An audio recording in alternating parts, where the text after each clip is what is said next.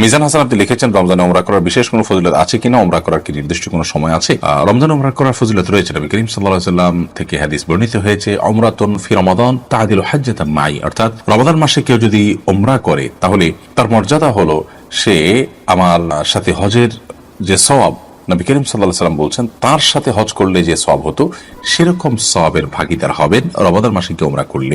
তবে এই উমরার কোনো নির্দিষ্ট সময়সীমা নেই। রমাদানের প্রথম দিন থেকে নিয়ে একেবারে শেষ দিন পর্যন্ত যে কোনো সময় উমরা করলে ইনশাআল্লাহ বিইذনিল্লাহ এই সওয়াবের ভাগীদার হওয়া যাবে। এরপর প্রশ্ন করেছেন রূপা খারাম, আপনি লিখেছেন মহিলাদেরও কি মিসওয়াক করতে হবে? মহিলাগণও কি মিসওয়াক করলে হাদিস বর্ণিত সওয়াব পাবেন?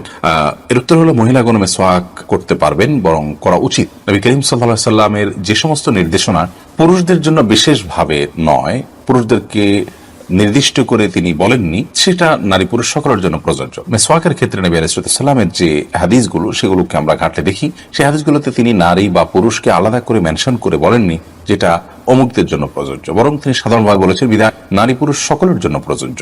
তাছাড়া মিসওয়াকের যে উপকারিতা সেটা পুরুষদের উপর যেরকম বর্তায় নারীদের উপর একইভাবে বর্তায়, বিধায় তারাও অধিক পরিমাণে মিসওয়াক করবেন। মিসওয়াকের যে জায়গাগুলো আছে সেগুলোতে মিসওয়াক অধিক পরিমাণে করবেন। মিসওয়াক বিষয়ে আমাদের একটা ভিডিও বক্তব্য আছে, কোন কোন জায়গায় মিসওয়াক করতে হবে, 7টি জায়গায় মিসওয়াক করার কথা বিভিন্ন হাদিস থেকে আমরা জানতে পারি, সেগুলোকে আমরা একত্র করে দিয়েছি। সেই জায়গাগুলোতে একজন পুরুষ যেমন মিসওয়াক করার চেষ্টা করবেন, একজন নারীও তার মতো করে মিসওয়াক করার চেষ্টা করবেন। রমাদান মাসে সিয়াম রেখে দিনের বেলা মিসওয়াক করা যায়। নবী করিম সাল্লাল্লাহু আলাইহি ওয়াসাল্লাম এত বেশি সংখ্যক মিসওয়াক করেছেন রমজান মাসে রোজা রেখে যে আয়েশা রাদিয়াল্লাহু তাআলা বলেছেন গুণে শেষ করা কঠিন হবে।